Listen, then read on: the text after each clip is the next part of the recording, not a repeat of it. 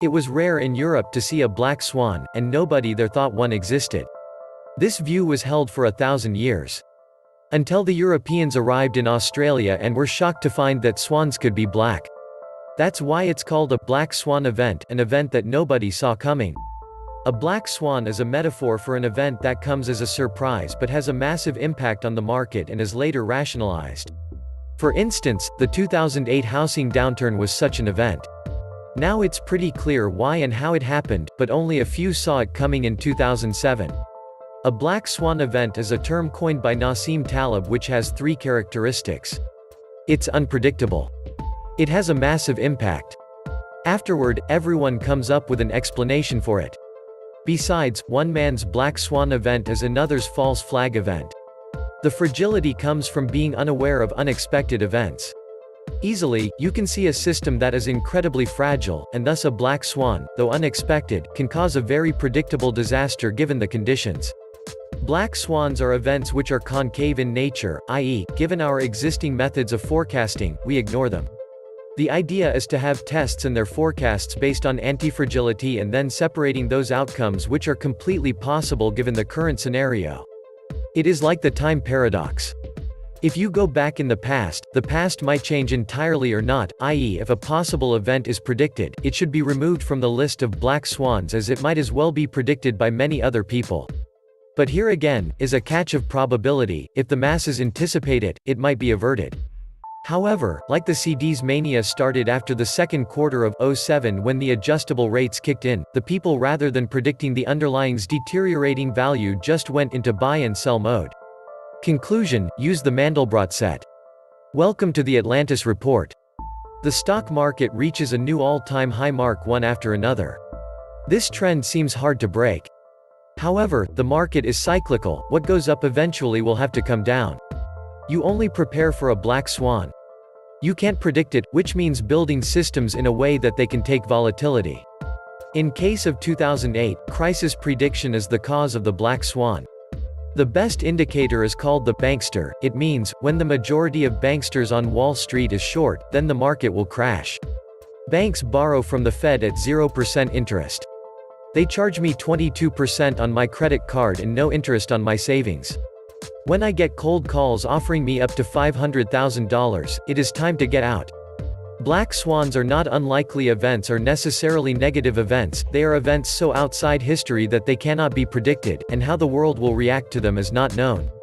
Unlikely negative events are modeled for all the time with probabilities and such. Nevertheless, here is my series of top 10 plausible black swan events for 2020. Number 1. The trade war with China going from bad to brutal. Number 2. No Brexit deal, a conflict with Iran or Venezuela that send oil prices soaring. Number 3. Amazon stock crashes. Number 4. A far-left candidate becomes serious contender for U.S. presidency in 2020. Number 5. The state of California goes bankrupt. Number 6. The US-EU automobile tariffs dispute escalates. Number 7. Hong Kong protests go out of control. Number 8. The Italian economy collapses. Number 9. India-Pakistan conflict goes nuclear. Number 10. The Argentinian economy implodes. Investors always need to be ready for black swans descending onto the markets. That's particularly the case during a Trump presidency, where a single tweet could destabilize relationships with longtime allies. If you are an investor and aren't aware of how the government shutdown and the debt ceiling could affect your portfolio, you are in for a surprise. Alongside trade and the effects on oil, this could be part of the reason why the stock market could crash. Mostly though, this in conjunction with the recent hawkish behavior of the Fed, failed China trade deals, Trump resignation and/or impeachment, this is all hinting at upcoming issues with the debt ceiling, which could lead to the black swan event of another default on USA credit. That's why I say diversify and use asset allocation based on age, among other things.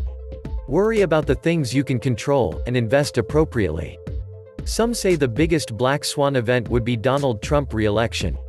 He is a disciple of use the system bankruptcy as his primary business tool in escaping his failed business ventures. He proudly announced this strategy during his campaign speeches, exposing the degree of his willingness to exploit the system for his own benefit, leaving a trail of unpaid taxes, unpaid payroll for the unfortunate employees, liens from tradesmen who worked on his casinos and hotels, and wanton disregard to binding contracts with business partners and customers. This man will take America to bankruptcy and probably cause World War III. Many, if not the vast majority of Trump supporters, believe that Trump is negotiating the final level playing field free trade agreement. In reality, Trump's policies are pushing the rest of the world, friend and foe, towards abandoning the US one connection at a time. Once you understand the exponential function works and how our monetary system works, you'll understand that depression or even outright collapse is all but guaranteed. Often, this leads to war. The question is, what kind of war? The next big black swan will be manufactured by the oligarchs to kill off approximately 7 billion people. Global war, fast-spreading disease, or total financial collapse will be the method. As the world has peaked in energy production, things will get really bad, really fast if 8 billion people are all competing for the remaining resources. Black Godzilla stomping through the financial world and impoverishing or killing most everyone. How is running up $1.2 trillion in debt a year any better than Obama running up $800 billion a year? Both Obama's and Trump's economies are fake economies. If they couldn't bleed the nation's credit card red to buy jobs, their total failure would be obvious. An economy dependent upon exponentially expanding debt needs to be taken down and replaced by an economy that can actually grow and develop on its own. We need an economy where jobs can be organically grown, not one where the government borrows to buy them into existence. Obama, Trump and the Fed have only blown another bubble built on borrowed and printed money.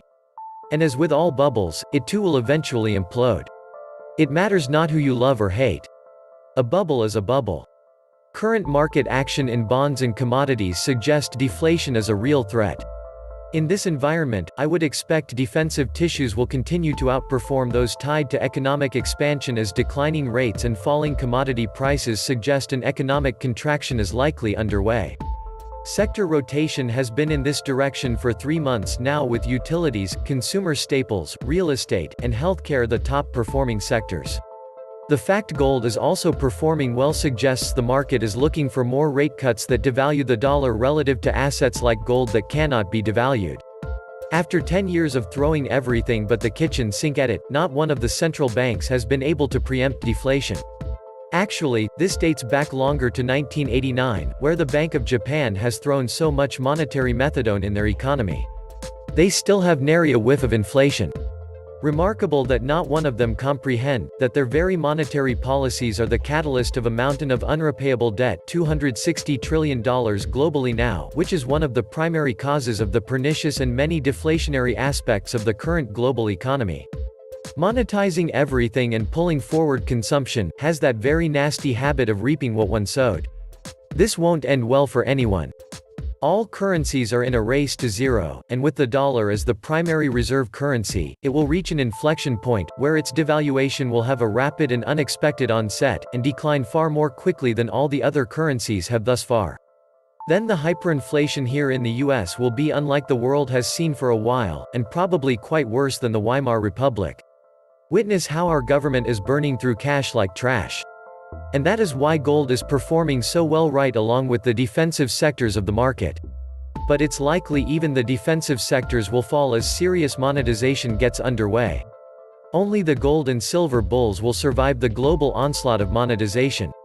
Eventually, other commodities will come around, but suspect that it will take a few years. Ray Dalio makes a case for actual currency devaluations, although as all fiat currencies are tied to each other, I'm not sure how that would be accomplished. I mean, if the euro is devalued against the dollar and then the dollar is devalued against the euro, they go nowhere as it's all relative. Perhaps that is what has been going on since 2018 as gold is appreciating in terms of all currencies, even the dollar. So as the dollar has trended slightly higher against other currencies, gold, which typically trades inversely to the dollar, has not been flat to trending down. It gained a whopping 25% against the dollar as falling rates are bearish for currencies and bullish for gold. I'm not in the hyperinflation camp at this time, but I certainly am in the gold and silver camp. Wonder if the March 2019 Basel III, where gold was reclassified as a banking Tier 1 asset for the first time since Bretton Woods in 1944, had something to do with what is expected to be an onslaught of debt monetization. Central banks around the globe have been big buyers of gold recently. Unfortunately, there is a substantial minority of poorly educated people who allow themselves to believe in a shadow they want to be their messiah. A person who believes Russia's KGB chief is telling the truth, and our own 17 US intelligence agencies are conspiring to say the Russians are actually really bad dudes. Trump wants his followers to believe, and some do, that Russia is our friend. But Trump simply wants an excuse to remove sanctions against Russia, more specifically against the Russian bank that is to finance his Trump Tower Moscow project. At least VTB Bank was going to, prior to the whole Trump cover-up lie about the project blew up in his face. Russia helping Trump get elected, a simple business transaction for Trump. Trump gets re-elected, Trump removes Russian sanctions. Trump receives hundreds of millions to build the largest tower in Europe. Trump gets richer. Russia wins, Trump wins, the USA loses. It's past time traitorous Trump and Moscow Mitch are removed from office. They are as far from the patriots of this country as a politician can get. So could the biggest black swan event of 2020 simply be the orange swan that could tweet at any moment? Happy New Year, folks. This was the Atlantis Report. Please like, share, and subscribe. Thank you.